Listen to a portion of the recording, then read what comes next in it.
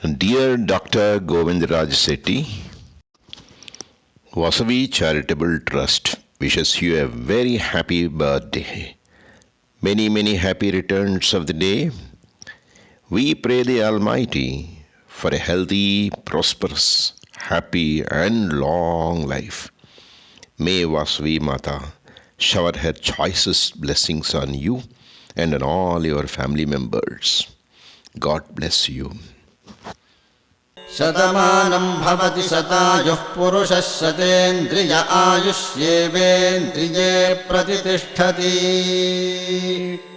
शतमानं भवति शतमानकं शतमानं भवति शतायुः शतायुर्भवति शतमानकं शतमानं भवति शतायुः शतमानमिति शतमानं भवति शतायुः शतायुर्भवति शतायुः पुरुषः शतायुर्भवति शतायुः पुरुषः शतायुः पुरुषः शतायुः पुरुषः शतेन्द्रियः पुरुषः शतायुः